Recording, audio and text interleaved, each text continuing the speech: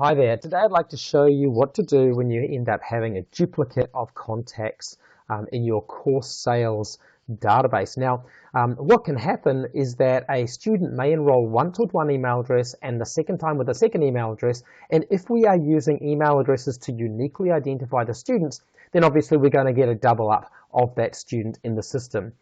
It's not unusual to happen, but you do need to clean it up because you will end up getting a VETMIS errors if you do a VETMIS reporting. So let me log in here and let me show you where this can happen. I've got a demonstration area here that will show you these contacts. I'll click on the Contacts tab, click on Contacts here, and you can see here how I've got Joan Rivers' work email and Joan Rivers' personal email. So I've got two versions of the same contact, assuming because they're both called Joan Rivers. What I'm going to do is I'm going to show you where you can work out how this happened by clicking on the Automation tab if you've got access to that, and then clicking on Process Rules. I'm going to choose to filter by the contact form because I know I'm using this contact form. Click on Filter, and I'm going to just check out one of these, in particular USI Verified.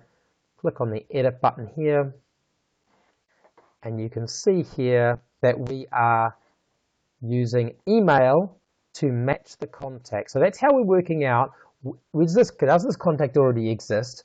And if they don't, what should we use to uniquely identify that student or that contact? Okay, and there's a few more details there about copying contacts, which you can look into further details about in the documentation. So let's go back to our contacts, clicking on the Contacts tab, clicking on the Contacts icon, and let's see what we want to do. Well, first of all, we've got to choose which contact we want to keep, and we may do that because it's the most recent contact created based on the documents that have been produced by that contact, or we may choose the email address that has the least work involved, the least cases of moving all the past documents over to a new contact. So let's go in there and have a look at this contact. I'm going to click on the Edit button there.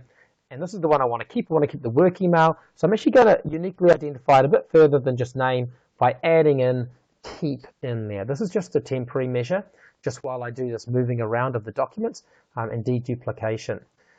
So I want to keep that particular contact. So I want to go into the documents for the contact I don't want to keep, and I want to move them across. I'm going to have a look at the documents, click on the Edit button there, and now I'm going to scroll here to Joan Rivers.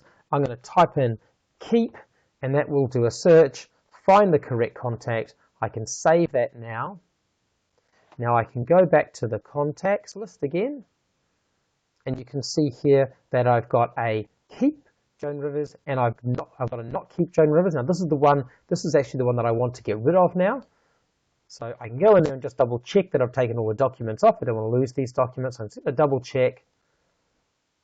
Yep, looks like I've lost them all. Fantastic.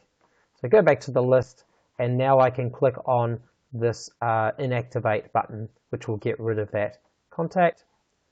If I want to be extra sure, you see now I've only got one contact left there. I just want to make sure that both those documents have gone on. Look at that, both the documents are now on that contact, which is pretty good. And now I just want to adjust it so I remove this keep away from the name of the contact, because that's obviously not going to be their name moving forward. It wouldn't verify USI if I had that in it. So I click on Save, and there we go. I've managed to update that contact. So all good. Okay, thanks very much.